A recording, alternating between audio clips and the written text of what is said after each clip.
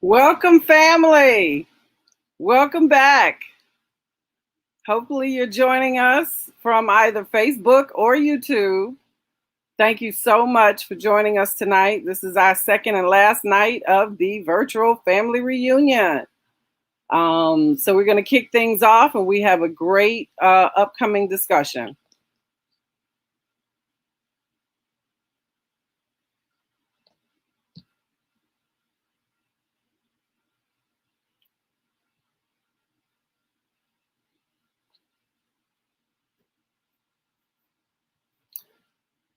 So, one of the key things that just if you're joining us new, just understand how we're actually participating today. There's a couple of different ways that you can actually join us. So, first is Facebook. The family Facebook page is live streaming this. And as you watch it, you're able to, and if you participated yesterday, you're able to put in comments, which we can directly stream onto the screen, and we'll hold that and try to answer any questions, but also post your comments as well. The second way to view this is via YouTube. We do now have our family YouTube channel. It is the Hitchye-Hytche-Hyche YouTube channel. So hopefully tonight is actually streaming directly from that channel. So hopefully you're able to see us. And again, leverage the chat room as well to make comments or post comments. We really do appreciate it.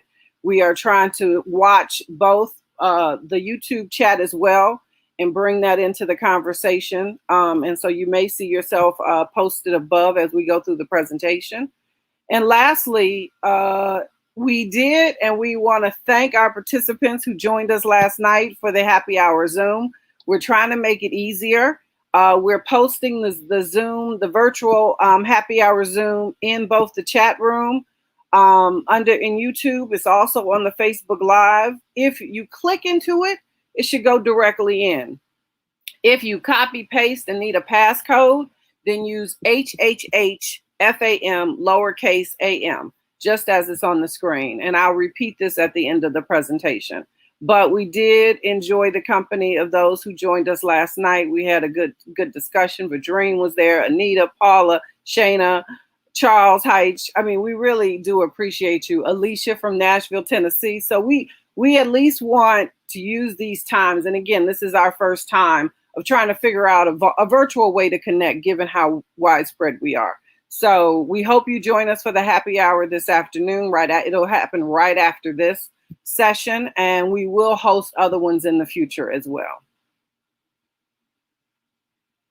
So let's talk about yesterday. We had a really good session yesterday. We actually had, between both YouTube and Facebook, we had about 109 people show up. Either they looked at the view afterwards, they watched it live, and we want to thank you for that. That is actually really, really good. We have about close to 500 family members on the Facebook page. So I think that I call that a success, especially for the first time of us trying to do that.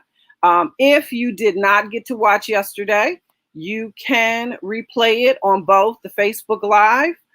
You can scroll down to where it is and you can watch it start to finish.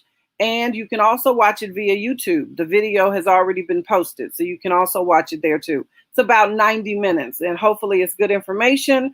It's a good starter if you haven't really been a part of the reunion process that we've had and understanding the legacy or some of the history. So we really appreciate you taking the time to watch it. If you didn't get to, or if you did, go back and watch it again. Well, today we have a great and very informative day. So one of the principles that we're trying to bring in to the reunion is around health. I think this was all before the pandemic, but since the pandemic hit, and especially given our community and health inequities and health education, we want to really take an opportunity to build that. So today is definitely having a very good, very thoughtful and informative session on COVID-19 by one of our family members. We will also talk a little bit about the upcoming 2022 reunion that'll be happening in Tulsa. I know many of you have questions around that. What is it going to be? When is it going to be? So we'll give you a preview into what that looks like. And there's also some follow-up from yesterday. I want to say thank you to those who have been active on Facebook since we met yesterday and responded with some great pictures and photos. I wasn't able to pull them all off, but I can say that some of that has been built into this deck as well. So it's really a reminder of how we want to leverage Facebook as a family. And then lastly, we want to ask for your help and support. What does that look like? That'll be part of the conversation as well today. So, and then the happy hour, which we hope you join us. So we're going to take a moment again for those of you who maybe weren't here yesterday, you're joining for the first time today, and you don't know who that family planning team is. Those individuals, including myself, who've been involved in the last couple of years since our Portland reunion. So I'll introduce myself. I'm Hitchye-Hytche. I live in Princeton, New Jersey. I am, from a tree perspective, my branch is Roosevelt-Hytche, Roosevelt and Mildred Hytche, proudly. And my mom is Janice Hytche. I also administer, along with Brittany, the Facebook and Instagram page, but also I hosted the 2014 reunion and been coming to reunions all my life. It's just a part of the fabric of who I am. So very happy to participate and be here with everyone. Hello, I'm Brittany Kirkland. I am currently in Las Vegas, Nevada. I am the daughter of Edwina Hytche and the granddaughter of Roosevelt Hytche. I assist with the social media, Facebook, Instagram, kind of tech too. So I did our YouTube page. So please let me know if there's anything you would like to see, any feedback, if you would like to help out. I'm here if you need me. And my name is Sabrina Walker. I am in Saginaw, Michigan. I am the daughter of Roselle, the granddaughter of Murdy, and the great granddaughter of George Papa. I have 3 children, and I'm married to Mark. Hi, I'm Pam Rogers. I live here in Tulsa. I am the great-granddaughter of George Papa, the granddaughter of Willie Mae, and the daughter of Joyce Rogers Jordan. And I hosted the 2008, I believe it was 2008 reunion here in Tulsa. And I'm just very happy to be a part of this planning team. We have a great group. They're very smart. So I'm learning a lot, even though they call me the elder. I'm learning a lot from them. So thank you for being here. Yeah, thank you all. And I do want to take a minute to thank everybody. We all come with different strengths to the table, and it's been very helpful. And what's interesting is, we kind of tease because Pam is the elder, but, Brittany got to deal with the 3 of us, especially when it comes to technology and things. But, we're going to make a shout out for those who want to be involved in the planning team going forward. Pretty much we will shepherd all of the projects, all of the reunions going forward. This is the governance model that I talked about yesterday versus moving it from hand to hand to hand. This family planning team is the governance for the brand of the Hitchye-Hytche-Hyche family reunions, but also just the overall family. So we hope you leverage us and all of what we offer as far as technology or communication tools. And we do hope you get involved either directly or indirectly. Thank you.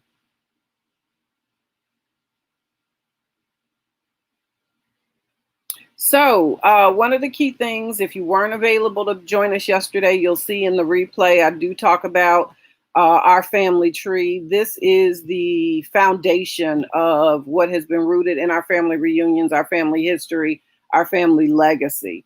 So I won't really repeat this slide. I'll just put a shout out to go back and listen to the replay yesterday. But I always want to come back to this tree because this is what grounds us. And we're the leaves from this tree, from the branches of the 17 and from George Papa, from both Annie and Susie. And our intention in making the decision to continue the legacy of the reunions is around really growing this tree and making the forest that we all represent. And we hope that you appreciate this, but equally participate so that as we move forward as a family team, you can, one, see where we come from and see where we're going. Thank you. All right. So at this point, I'm going to turn it over to my cousin, Rashad Moore. Hello. How you? Oh man, how you doing? This is awesome, man. This is the first time I've seen this picture. So you guys sent it earlier, and I was like, oh my gosh, everyone looks so young. So I'm Rashad. We live up here in a little suburb right outside of Washington D.C. Let's see, so my mother Janice, who is Janice Moore or Janice Ingram. Or yeah, my wife is whispering to me, Pee Wee. I was like, yes, that would be her. You probably know her by Pee Wee. She's at the bottom left, and she lives up here with us today here in DC. Then of course we have Catherine, Aunt Kat, Darlene, Voice. Who we have? Oh, Susie. I was like, oh my gosh, it's like going back to when I was like, I don't know, 5 or something. This is an awesome picture. And so I'm just glad to be here with you guys. And so this is sort of, I guess, is this a branch or is this the leaf? This is a branch. I mean, you got Catherine and her descendants. I think what's really, I would ask you, what was your history of reunions? How did you feel about the reunions growing up? What did it mean to you? Oh my gosh. Yeah, it was like the best. We haven't been in forever and I just miss it so much. And but no, I remember, I think the first one I can remember was like at either Fountainhead or Arrowhead. And I just remember that there were hundreds of us. Like, I don't know if there were hundreds of us there, but like as a little kid and growing up, it just felt like there was hundreds and hundreds and hundreds of folks that were all family. We just kind of took over the whole place, and it was magical. And I hear we're doing it again next year. Is that correct? Yes, that is correct. And I'm looking forward to. So we have 3 kids: 5-year-old and a 7-year-old son, Aiden and Preston, and 11-year-old daughter, Jasmine. And I can't wait for them to get to meet everyone, and we'll definitely be in the house. If you didn't see this, Richard, there was a comment that popped up that you weren't born at that time. I probably wasn't born at this time, but it, you know what I mean? Like, they all look like I remember when I was little. So how old is this picture? Does anyone know? No. Oh, it says Maxine is carrying Wyatt. So Wyatt is like a solid 4 or 5 years older, like 3, 4, or 5 years older than me. So this is probably 10 years before, I guess I want to say, so about 5 years before I was born. And then, yeah, this is crazy. This is amazing. I love it. Who is Facebook? Who is the Facebook user? Who is that? Just say, I'm the one. I want to know who that was. That'd be awesome to know who. It just says Facebook user to me, but it's probably Speedy. But go ahead. I'm sorry. I can do this all day long. I'll keep you here. No, Dana, you'll be mad at me. Dana submitted the picture, which is great. But this is the perfect example of what we're trying to do in our visual legacy. Oh, look, Speedy's online. Hey, Speedy. See, I told you. I told you.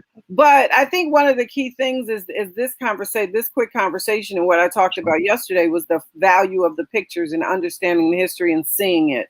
So I thank you for the introduction. I'm going to turn it over to you, and we're going to go to the next slide so you can introduce your lovely wife. All right. I can do that for certain. And we're going to talk about Corona as well, which is something that we definitely, as a family. Okay, first of all, if you've not got vaccinated, get vaccinated. Natalie's going to tell you all the reasons and all the science and all the medical marvels of, all that good stuff, right? But what I'm saying, Natalie's giving me whatever. I'm going to say what I got to say. Natalie's giving me the hook. But anyway, so Natalie, my dear wife, Dr. Moore, we met in Oklahoma. We moved to DC. We had several kids. She's got tons of degrees and she's super smart. But what I want to say about this in particular for our people, right, is that there's nothing to be afraid of. And what's happening with all these variants is if you aren't taking the vaccine, then what you're doing is you're choosing to just get wiped out. I mean, that's what it's going to end up being. It's just people who are unvaccinated. This thing is just going to rip through all the people who are unvaccinated. And I don't want any of my people, my people, my family people, but then also my people, as in like Black people, to get taken out by this needlessly. So Natalie's going to give you the great reasons why you should and all the science. And so here she is. Enjoy and go get vaccinated as soon as possible, and take a friend with you. All right, baby, you're up. Hi, everyone.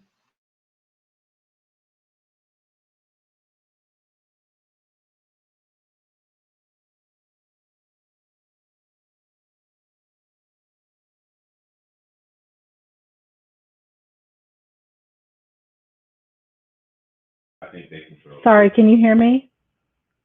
Oh, sorry about that. Okay, yes. Once again, my name is Natalie Moore. I was muted on accident. Sorry, guys. I'm Natalie Moore, Rashad Moore's wife, and I've been asked to talk a little bit about coronavirus. So my presentation's on the truth about coronavirus. Next. So just some facts about coronavirus, which a lot of you all already know. So the first case of COVID-19 was reported December 1st, 2019, and the cause was a then new coronavirus later named SARS-CoV-2. The coronavirus is spread through droplets and virus particles released into the air when an infected person breathes, talks, laughs, sings, coughs, or sneezes. Larger droplets may fall to the ground in a few seconds, but tiny infectious particles can linger in the air and accumulate in indoor places, especially where many people are gathered and there is poor ventilation. This is why mask wearing, hand hygiene, and physical distancing are essential to preventing COVID-19. Symptoms show up in people within 2 to 14 days of exposure to the virus, and a person infected with the coronavirus is contagious to others for up to 2 days before symptoms appear, and they remain contagious to others for 10 to 20 days. Next. So I'm sure you all know also some of the symptoms of coronavirus. I just wanted to briefly kind of discuss it. And these are not all the symptoms, but these are the most common ones. So there's cough, fever or chills, shortness of breath, muscle or body aches, sore throat, new loss of taste or smell, diarrhea, headache, new fatigue, nausea or vomiting, congestion or runny nose. And some people infected with the coronavirus have mild COVID-19 illness, as we all know, and others have no symptoms at all. In some cases, however, COVID-19 can lead to respiratory failure, lasting lung and heart muscle damage, nervous system problems, kidney failure, and of course, as we know, or even death. Next. So there's something called long haulers, which a lot of people may know. As an OBGYN, I have a lot of patients who are long haulers, and we're working with them at this point, but I wanted to make sure that you guys understand what they are. So SARS-CoV-2 can attack the body in a range of ways, causing damage to the lungs, heart, nervous system, kidneys, liver, and other organs. Mental health problems can arise from grief and loss, unresolved pain or fatigue, or from post-traumatic stress disorder after treatment in the ICU. Some symptoms are minor, but other people may need continuing care and even readmission to the hospital. Post-COVID-19 syndrome is not just afflicting people who were very sick with the coronavirus. Patients who were never severely ill are coming into the office at this point saying that their lives are totally changed. According to the CDC, the most common lasting symptoms are fatigue, shortness of breath, cough, joint pain, and chest pain. Other issues include cognitive problems, difficulty concentrating, depression, muscle pain, headache, rapid heartbeat, and intermittent fever. So I really wanted to kind of go over this with a lot of you all because everybody doesn't have the long hauler symptoms, but a lot of patients who develop coronavirus, they may not have any symptoms at all, especially the kids. But the concern is that as the years go by, as months go by, these symptoms can occur and even worse symptoms can occur. So that's why, it's so important that we all get the vaccine. Next. So as an OBGYN, I don't know if I even discussed that. I am a OBGYN, so I deliver babies. So I wanted to talk a little bit about COVID and pregnancy. So the overall risk of COVID-19 to pregnant women is low. However, pregnancy increases the risk for severe illness and death with COVID-19. Pregnant women who have COVID-19 appear more likely to develop respiratory complications requiring intensive care than women who aren't pregnant. Pregnant women are also more likely to be placed on a ventilator. Pregnant women who are Black or Hispanic appear to be disproportionately affected by infection with the COVID-19 virus, as all of us, Black and Hispanic people in general.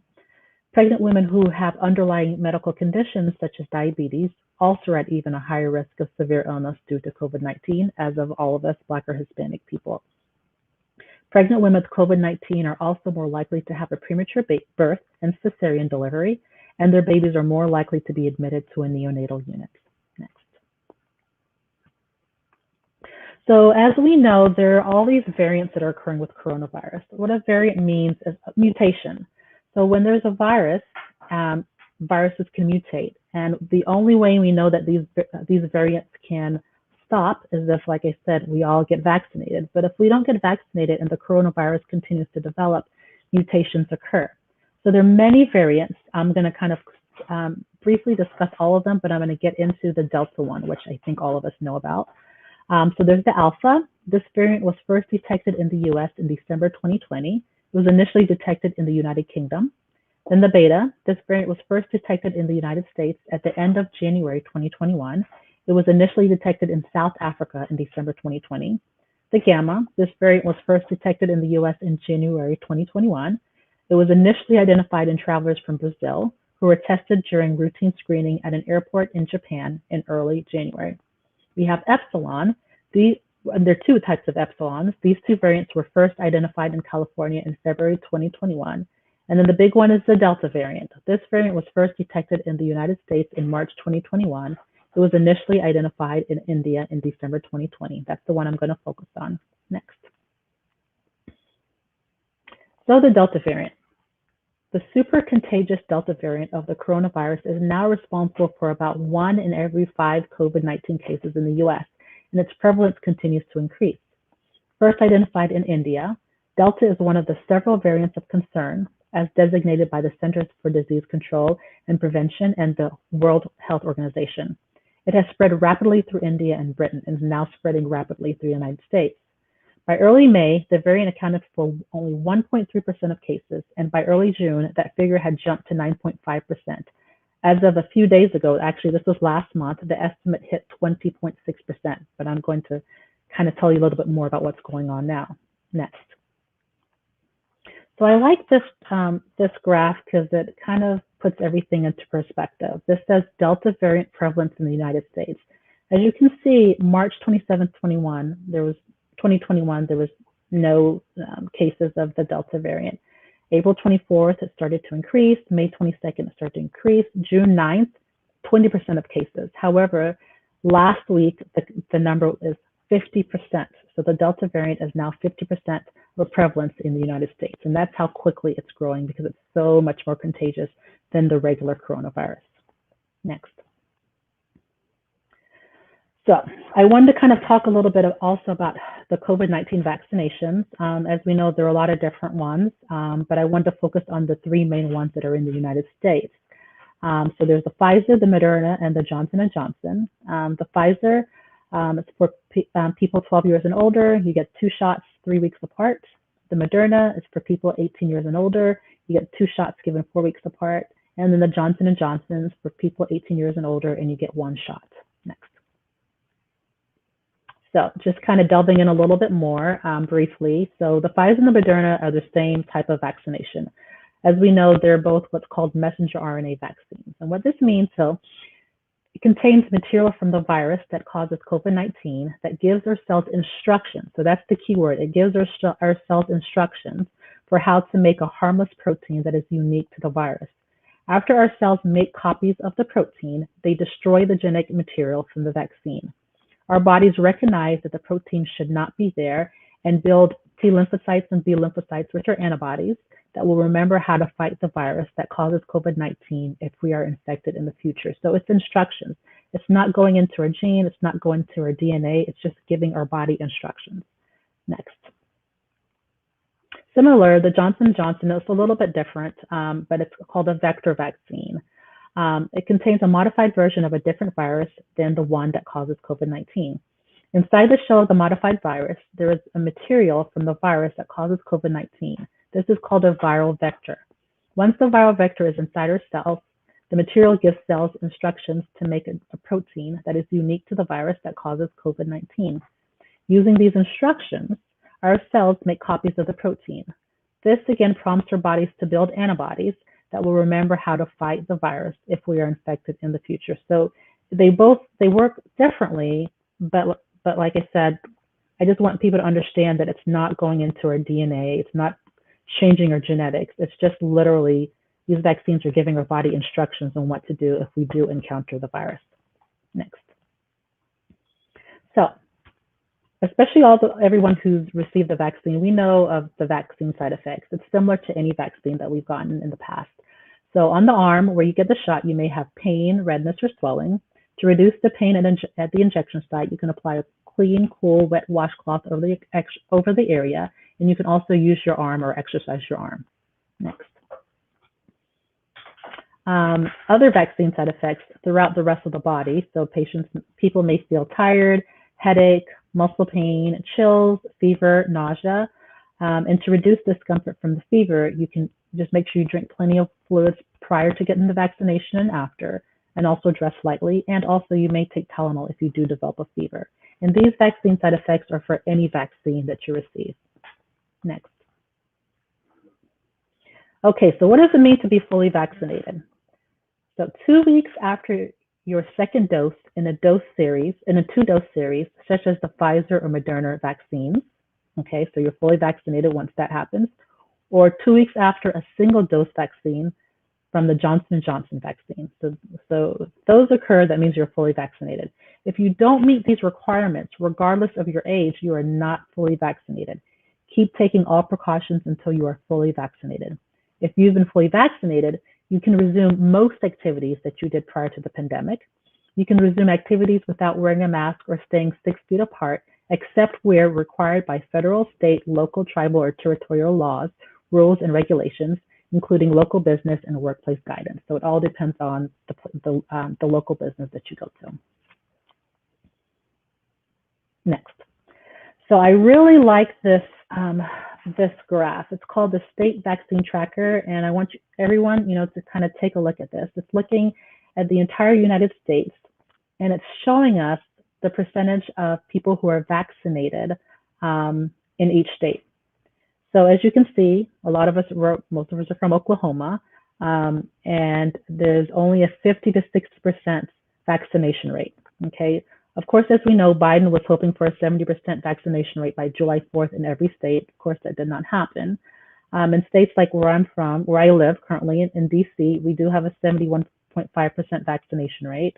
And then looking at the highest, Vermont, which is 84%, versus the lowest, which is 45%. So this is just a really good map that kind of shows us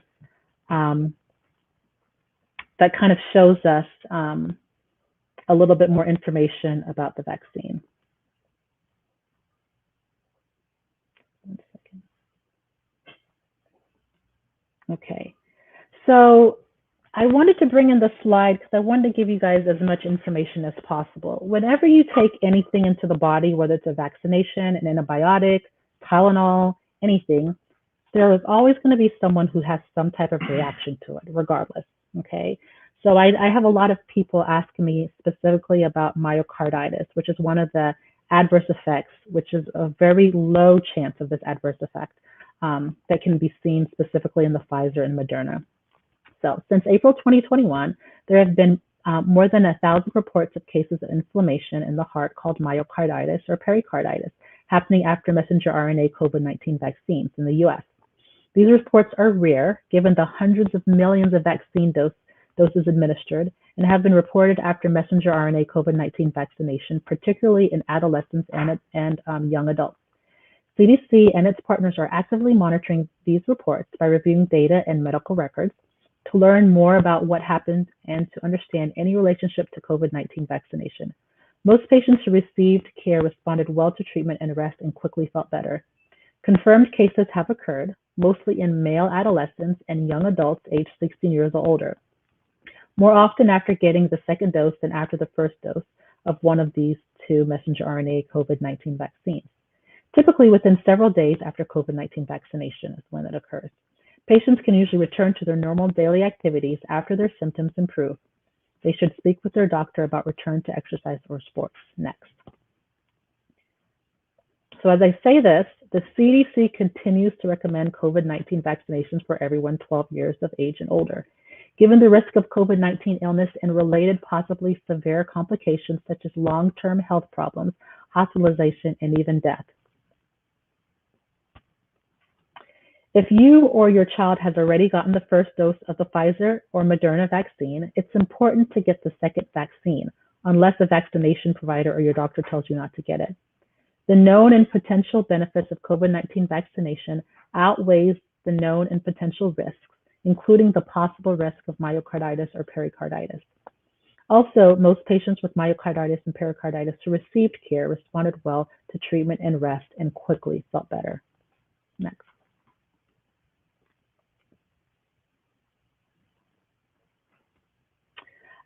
So just a few things I wanted to go over, just questions that I get a lot. Is the vaccine safe in pregnancy? Remember, I'm an OBGYN, so I really wanted to kind of get this information out.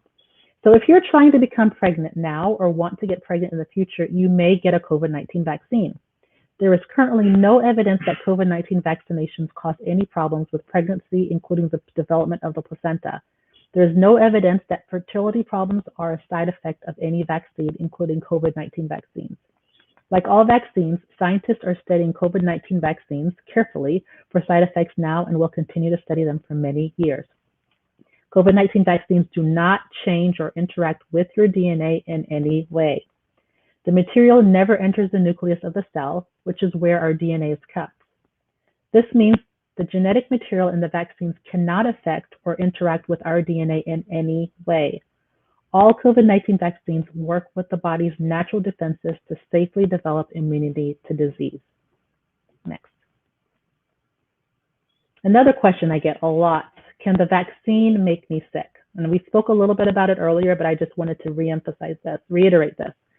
None of the authorized and recommended COVID-19 vaccines or COVID-19 vaccines currently in development in the United States contain the live virus that causes COVID-19. This means that a COVID-19 vaccine cannot make you sick with COVID-19. COVID-19 vaccines teach your immune systems how to recognize and fight the virus that causes COVID-19. Sometimes this process can cause symptoms, such as a fever with any vaccine. These symptoms are normal and are signs that the body is building protection against the virus that causes COVID-19. It typically takes a few weeks for the body to build immunity after vaccination. It's possible a person could be infected with the virus that causes COVID-19 just before or just after the vaccination and still get sick. This is because the vaccine has not had enough time to provide protection. Next. Finally, although COVID-19 vaccines are effective at keeping you from getting sick, scientists are still learning how well vaccines prevent you from spreading the virus that causes COVID-19 to others, even if you do not have symptoms. Scientists are also still learning how long COVID-19 vaccines protect people. More than 177 million people have received at least one dose of COVID-19 vaccine in the US, and CDC continues to monitor the safety of COVID-19 vaccines for any health problems that happen after vaccination.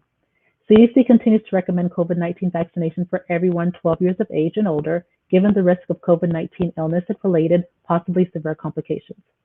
Getting vaccinated is the best way to help protect yourself and your family from COVID-19. Next. So what can I do? This is the big question. What can I do? Get vaccinated. So first of all, everyone who's been vaccinated, who's on right now, I want to thank you. Now, I know there are a lot of other people who have not become vaccinated because they're nervous, they're concerned, they're worried about side effects. And I'm hoping that this presentation kind of gives you guys a little bit of more information to kind of push you towards getting the vaccination. If you're already vaccinated, please encourage your family, friends, and neighbors to get vaccinated. Vaccination is likely to slow the spread of all variants and reduce the odds that new, even more dangerous variants emerge. Next. So this is our picture. We wanted to kind of show you all that all of us have gotten our vaccination. This is Natalie, Sabrina, Brittany, Pam. My husband Rashad, we've all gotten our vaccinated, and we've all gotten our vaccination, and we're just hoping that, we get this 70, 80, 90, 100% vaccination rate so we can kill these horrible variants that are causing a lot of problems in the United States at this point. Once again, my name is Natalie Moore. Thank you guys so much for having me, and I hope you all learned a lot of information about the coronavirus. Thank you. Well, I wanted to jump in and say, Natalie, thank you. We really appreciate you taking the time to develop this. But also, I wanted to see, it's kind of hard to see because of that health chat tagline, but for everyone who has gotten vaccinated, that's represented on this slide, you do have all slides. All vaccines. You have J&J, Moderna, and Pfizer represented. I know we all got it earlier in the year. We're fine and we're here. And we do want to encourage and support anyone getting the vaccine. And we've tried to debunk many of the rumors or perceptions or any fears you may have had. I'm not saying this is to solve it, but it's important that as we try to present health information to our family members, it's really just providing you an additional resource and equal support to be healthy and in your journey. I think overall, Natalie, you're saying getting the vaccine did not give me COVID-19. It preserves me from getting sick, which is good.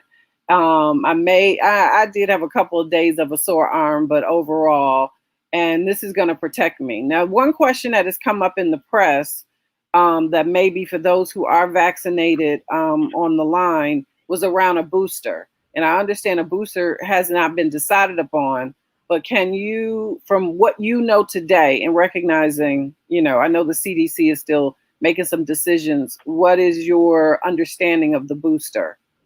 So just like you said, we don't know enough at this point. The CDC at this point we do know eventually we'll probably need a booster, of course, we just don't know how often we'll need one. Now, right now, Pfizer is trying to develop a booster for like 6 to 12 months, probably 12 months after the vaccine. CDC is saying not yet. So because they have been studying the people who were in the testing at the beginning of the whole vaccine trials, and they haven't needed it. They still have the antibodies, but I think Pfizer is just starting to develop it just in case, because we do know we will need a booster. We just don't know when we'll need it.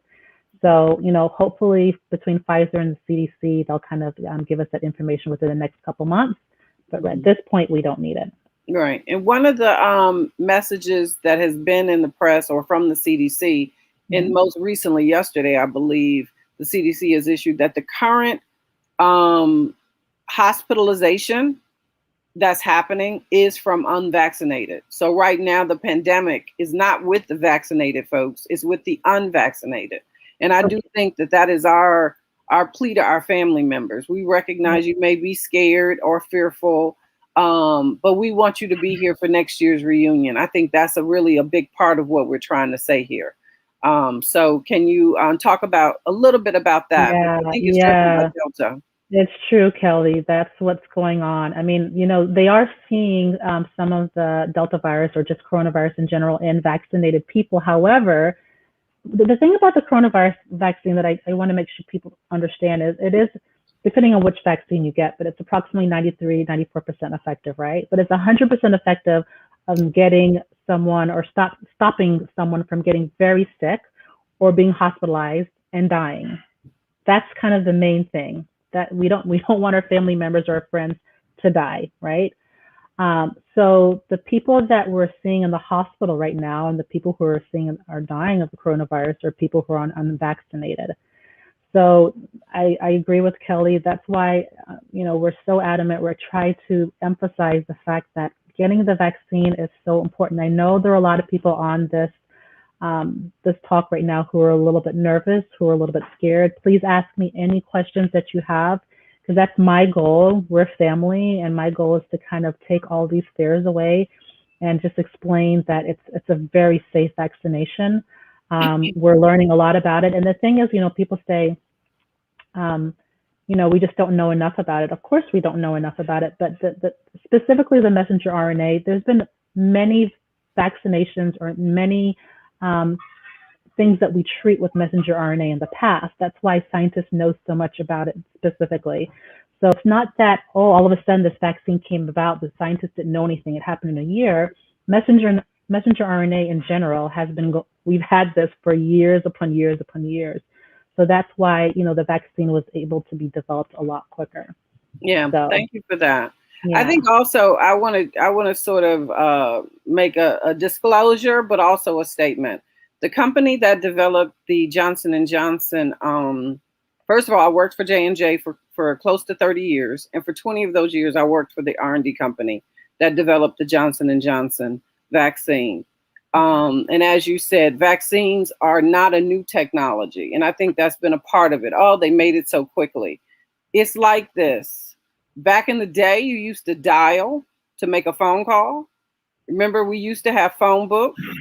Now you got a smartphone. Well, we went from flip phone to smartphone, and now we get all new versions. It's very similar, and you'd have to understand, and I can totally understand this, having been embedded with scientists for 20 years, there's a tremendous amount of trust that I have that, the technology that scientists are using is no different than us going from just a few days ago, we had someone go on the edge of the earth for space. That's exactly the same thing with vaccines. It's not that it's new or that it's so novel, and it's not that. It's literally going from a flip phone to a smartphone, from a dial phone, from a car to a Tesla. It's just technology and innovation. And I think we have to appreciate when scientists can develop so quickly a valuable drug, as many of us take diabetes drugs, high blood pressure drugs, skin drugs. All of that is driven by the innovation from the scientific community. I would also say, I know many of you may or may not know, the Moderna was led by a young Black woman, in fact, who was able to take, once they got the science and the molecular structure of this vaccine, and she led the team for Moderna. So shout out to the Moderna vaccinations, because that's led by a Black woman. But I think I do want to demystify the idea of that it's so new, it's unknown. Just look at it like a cell phone. You had it today. Some people don't even know what email is because they've been texting all their lives. And it's very similar to that. A vaccine is here to help. And we as a family just want to support you. And we want you to be there with us next year. And again, I'll say that to close it out. I want to say thank you, Natalie, again. And Rashad for showing up and really participating in today's event. We thoroughly appreciate it. Thank you so much. You're very welcome. Good. All right. And we did have a couple shout outs. Anita Robinson says she is vaccinated. Go, Anita, and others. And if anybody's scared, like Natalie has said, she is here to help. We also have our cousin, Danielle Grimes, D. Grimes from St. Louis. She's also going to be a part of our health initiative going forward, too. So I think there's many of us that could help. Okay, we can now go on to this. So thank you for the major part of today's reunion, but we haven't finished. I need a little bit more of your time. A part of yesterday, we laid the groundwork for our history. We laid the groundwork for our reunions and the value and all the content and the warm love that we get out of that, be it playing together, playing games, up there with our talent, running around with each other, seeing our elders. And even as we lost our elders, we still stay connected. It's a key thing, as I talked about yesterday, in the initiatives that we want to pursue as a family. We're talking about our documentation initiatives. We're talking about building our family trees. We're talking about building our photo library. And this is a part of this. Building our visual legacy is so important as part of this, such a family that's so large, as well as so old. I mean, think about it. We've been doing reunions since 1910. And as I said yesterday, I'm just thankful there was a camera back in the day. But there's still a camera. I found some I had this picture of my grandparents, which is Uncle Roosevelt, and many of you called her Aunt Mildred or Aunt Mildred.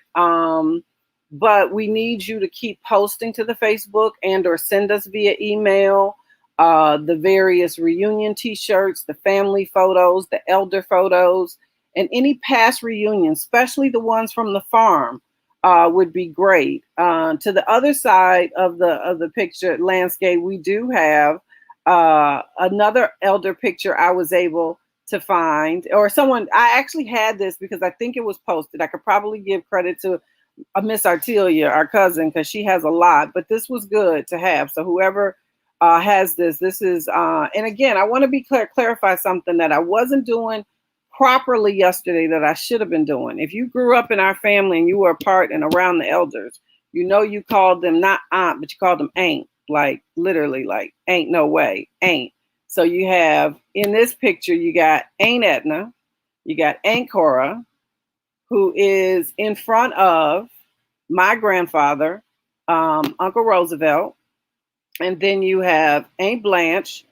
And then you have back next to Roosevelt is Aunt Sister. And then you have Aunt Murdy as well, who's the first one.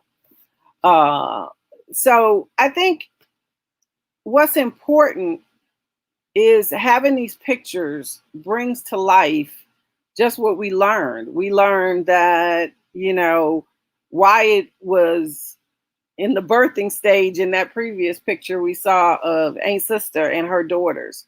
And I think that's important. So if you can pass along via posting or to the email address that's floating down below, please do. I think we want to try to get this visual legacy together. And because we don't have enough, especially as you talk about those older elders, be it Minerva, George Jr., all of them, if whatever pictures you can provide would be great. We can go to the next slide. So one of the things I got to give a shout out to our cousin, Anita Robinson. She is the daughter of Aunt Blanche. She's in the St. Louis area. Her and Paula are on the phone, and they were on Zoom last night. But one of the things that was interesting that Anita started years ago when we would go to the reunion, and she'd give you a little quilt and say, okay, fill this out. Say who you are, say where you're from. And she started years ago, this quilt. And I don't know for sure if Anita, you've been, you know, how big it is. This is definitely a good length view.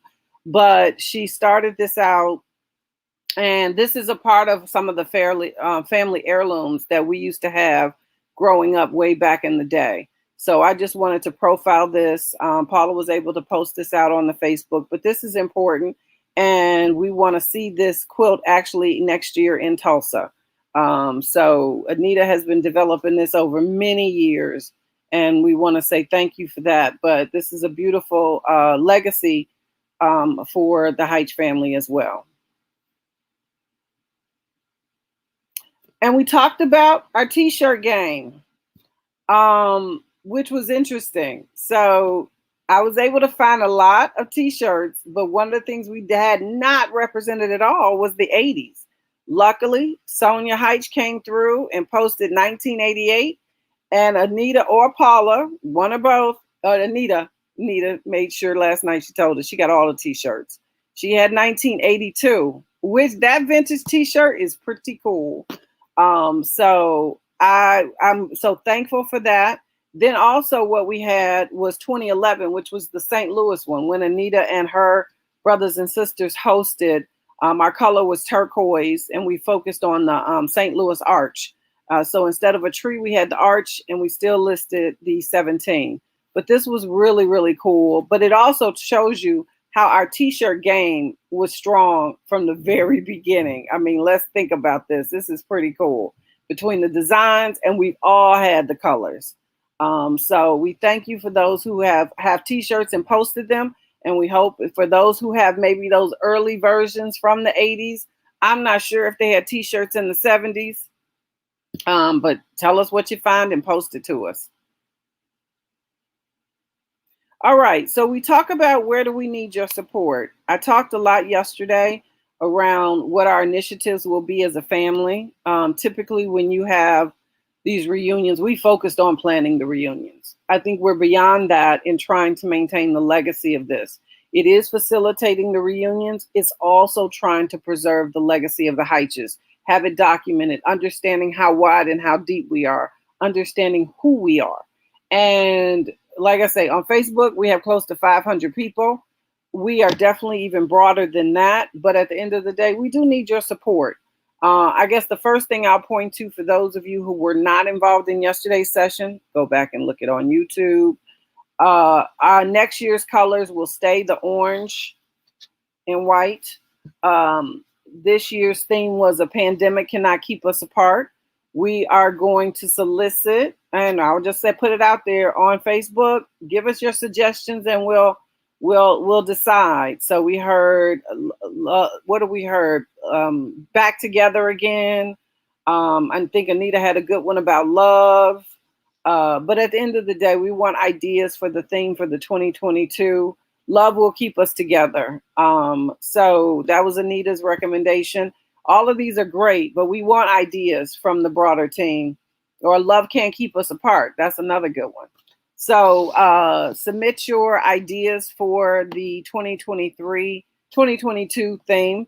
But this will always be something that we'll do probably more collaboratively going forward, have that theme voted on as a family. Secondly, again, the family tree documentation, we will put out guidance and directions on the Facebook page to help you understand how you can participate in that. We want to get your trees, your leaves all documented and try to build it up together. So when you look at our initial tree as a family, how wide and deep does that go? What forest do we create as a family?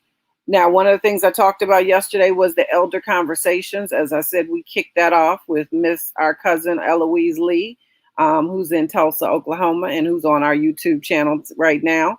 That was excellent. We learned some really good tidbits, and we hope to try to get that information out to everyone, but get it recorded. Having a YouTube channel is actually very helpful. We can possibly get things that vehicle. But at the end of the day, interviewing our elders is important to capture the oral history of our family. And we're also building history as we go through this now. A general question we can ask is, how did you fare through the pandemic? Because this is a 100-year-old event. And this is the second time in our nation's history that we've been through a pandemic. So a global pandemic. So we have to think about that as they look at 1910 when they had the first global pandemic and they are interviewing people. Maybe it's important for us to interview our family members around what you have been through and how you've been able to sustain. We want to complete the family data form. That is on the family Facebook page. That helps us understand who you are, where you are, what's your best forms of communication so we can get information out to you.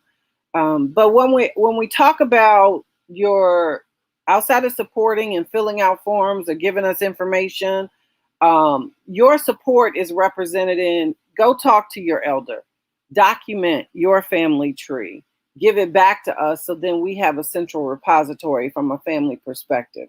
We also want to understand, and it's not posted yet, we want to understand who have we lost. Typically in every reunion, we always honor those who we've lost and who have gone home. We haven't met since 2017. And as equally, we have the pandemic that has happened. So we do want to honor those next year in our 2022 reunion and do a really good memorial. And we'll probably spend more expanded time given the pandemic and other factors. So we want that information as well. But that family data form is the vehicle that will help us understand that information. So the next two pieces is around like being actively supportive of the family planning team. So one of the things we would appreciate is if you can act as a communication liaison to your family line. And that could be one person who has a connection to a lot of aunts and cousins. Spread the word. We'll try to do things in links, through internet links and stuff so you can post it easily in a text message. Give us feedback on how we can outreach to people. and get them the information. Being on Facebook is critical because that's really where our majority of our communication is going to be. But where people are not, or you may have elders who are not, or you could be like some of like me, not as technically savvy, or even on social media, help others get connected in. And we will leverage that YouTube channel because that's one of the easiest ways for non-Facebook or non-social media family to participate. So that's important. So act as a communication liaison. Email us at the email that's flowing below the bottom and let us know, or post it in Facebook and say, I want to be a communication liaison for my family line. That would be great, especially as we start figuring out just how widespread we are. If you think about from when George Papa was born to now, that's a lot of years and a lot of people. And I'm sure many of you are connected strong within your family lines, especially one of the key things that we want to do is to connect to the youth. And any ideas on connecting to the youth, we would appreciate. So that's a part of it. So we do have an advocacy for our young family members who are on the website, Facebook, who would like to see some things happen, who want to get involved, who we want to pull you in. And, we still need to, we've had 2 reunions focusing on bridging our family. And right now, the generational gap is probably the largest that we have outside of geographic where we live, that we're all not, at the big house. But another piece of it is generational. Right now, I don't know. I think I know our oldest elder in the family could be 90 this summer, next month. But I don't know. But you're going down to our youngest in that group in between. The millennials are older now. So now you got Gen Z and now you got this newer generation. I'm not sure what they're called, but the whole point is we want to connect across the family and help our younger, like Rashad said, help his children understand our family and get connected as well. And so that's important. So any youth out there who's listening or who sees this in replay, you want to get involved, let us know. Then we want to welcome, there were a couple volunteers so far to the family team. So I'll do a shout out. Artelia Rogers, who's out of Portland, Oregon, is going to be joining the team. Artelia is the daughter of Willie Mae, and she has a tremendous Aunt Willie Mae. Let me say it right. But Artelia has a tremendous amount of history. She was my first teacher, which I love her. But we need the Artelias of the world to help educate us, to help bring to life what was happening when they were kids. And with the elders, they have the best experience, and we need that. So I do want to thank her for joining the team. Secondly, we have Danielle Grimes, who I said, I thank her for being involved. She is going to be a part of our medical team. She's of St. Louis, and we want to thank her for joining. And then Natalie, who you saw today. Natalie has said she'd like to be involved and help shepherd our medical themes going forward. So we do appreciate that. Our team meets the second Sunday of every month. We'll be actively going into planning for 2022. So even if you wanted to jump on for that, or maybe be involved in one of the many documentation projects, whatever you want to do, I offer and make that open. Relying on a few people for a family this big, we definitely ask and need your help and support. But going forward, how can you support us? Attend this upcoming reunion in Tulsa. We would appreciate it. We will do as much as we can to protect people. The more vaccinated we are, the more freely we can navigate. And I'll talk about a little bit, but attend any face-to-face that you can. But equally participate in our social media and any virtual events we might have. This was our first ever virtual event. So any feedback you have for us, we would appreciate. We want to keep improving upon it, but we want to, as I mentioned yesterday, have a couple of virtual events throughout the year, definitely off years, but next year's focus on the face-to-face. And we thank you in advance if you're able to show up and have a good time for the weekend. So that's what we're talking about now. I'm going to give you a little bit details about the upcoming reunion. So let's just go into the next slide. So we have our reunion. It is next July. Okay.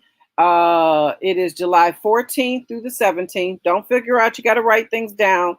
We are going to post this deck to our family page as well, but you do have the replay if you ever want to go back and see it. We'll be hosting it at Osage Casino and Hotel.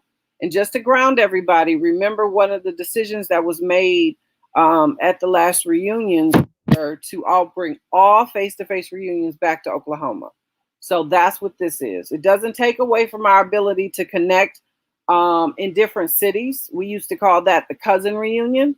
We'll talk a little bit about that in 2022, but the focus is trying to get everybody to July 2022 to our Osage Casino and Hotel. It's a pretty new property. It's less than 5 to 8 years old, which is great.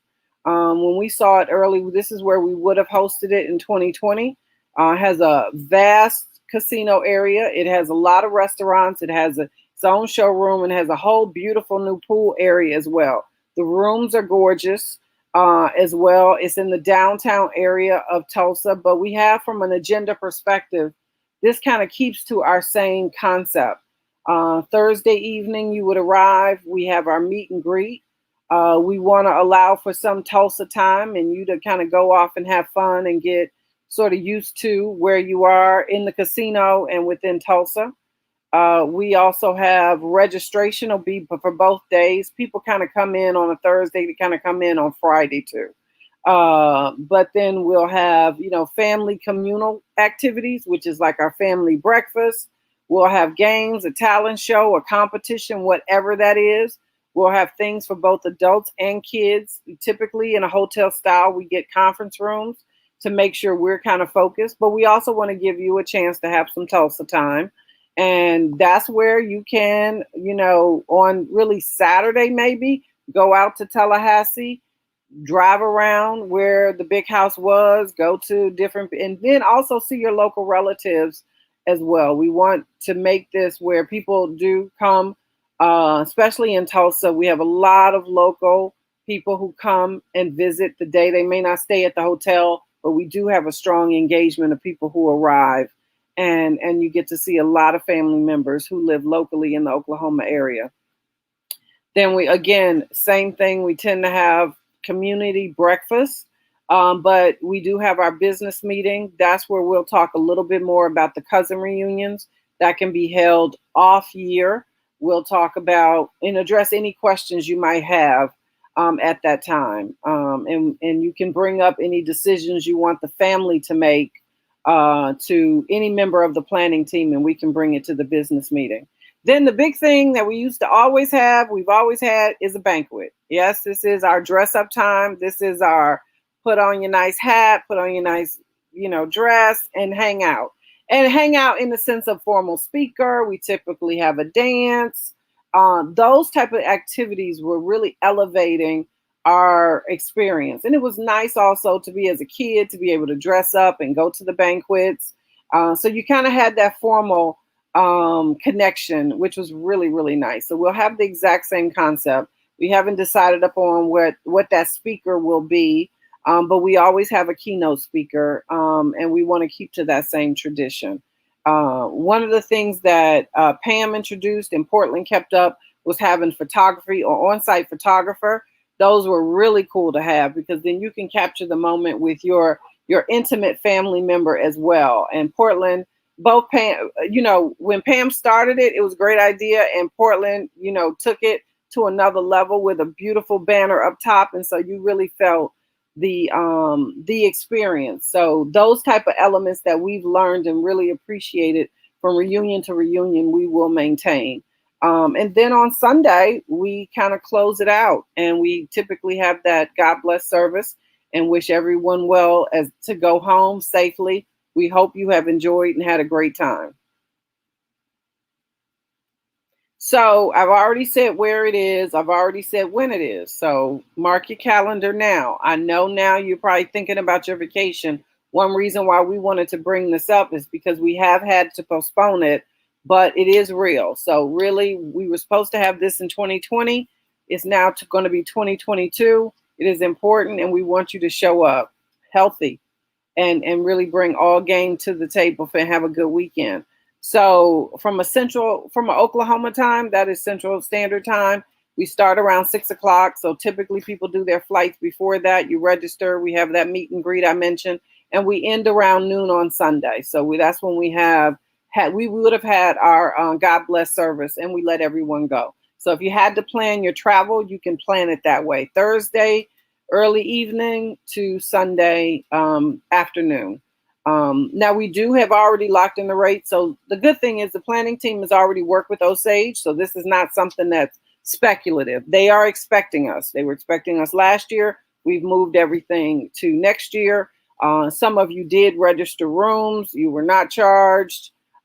Same thing. We're going to put out more definitive details around the registration fees and everything, the t-shirts, all of that will be coming. But minimally, we wanted to let you know the rooms have been reserved. It's going to be a first come, first serve. We'll give you more details on how to reserve your room. And that's the approximate price if you had to do a little budgeting. So I wanted you to do that. But there will be a registration fee. There will be t-shirt fees as typical. All of these fees help us pay for some of the activities that are happening and help really put on the reunion. So we thank you in advance for doing that. And we thank you for those of you who bought a t-shirt. All of the funds from the t-shirt fundraiser is going to go to operational and planning the 2022 reunion. So we really, really thank you. And if you haven't bought a t-shirt, you can. We have the fundraiser out there up until August 8th. Go out and get it. You'll look cute in your orange and you'll get a preview. So at least in your t-shirt, inventory, you'll have 2 orange shirts, which will be the first ever orange. And like I mentioned, we'll deliver more details in 2021. December is the time we'll come out more, but at least you can start looking at the dates and start getting, and if we publish before December, that'll be a benefit to you. But at least you can start looking at the dates and carving them out and hopefully making a plan to attend. So that ends our second day of the reunion. We hope you have enjoyed it. So as I mentioned, I'm going to keep selling it. Go look at yesterday's. That was about 90 minutes. Much more depth on our history and our family. And today was excellent. Please go back and look at this, especially if you have anybody. If you are fearful of COVID and you want to kind of level set yourself, go back, look at the presentation again, just listen to it. Then what you also want to do, if you need to reach out to Natalie, we would appreciate that. You can ask any question you may have and pass along some of the information if you want to different family members. Our Facebook page is private, so myself and Brittany are the gatekeepers of that, but it's not to say you couldn't pass that information, especially once we publish the deck and you can carve out some slides and help people. But we hope today has been informative. We hope today has encouraged you to want to get involved or at least be connected and participate in our events. We hope you have wanted to go back and look at yesterday and replay today, as well as definitely post. Again, getting our visual history is going to be an important aspect of what we can do in getting the documentation. And if you want to give Natalie a call, Rashad has put up her information, 703-855-9125. That will be available. Thank you, family. And that's what this is about. I hope the essence of yesterday and today is around how we care about each other, even if we don't know each other. You're a Hytche. We care and we love you. We want you to be involved. We want you to understand your connection to us. Many of you may have questions. That's why we want the visual. Many have not seen their great-great-grandmother or their mom. And we want to thank Eloise, I believe, just sent a picture as well. We appreciate that because that helps inform us, but it also helps us keep connected. I met some new people on the Zoom last night, so I'll transition into that. We're going to go into the Zoom. Brittany is going to post the Zoom link. As I said, if you get the prompt for a passcode, it is HHH, all capital H, capital H, capital H, capital F, AM, and then join. The planning team will be on. Have your drink, non-alcoholic, alcoholic, bring your dessert. But we do appreciate it. It probably won't last no more than an hour. So, but again, this is a test case for us doing things in the future. But we thank you in advance for this time and really appreciate it. Love your family.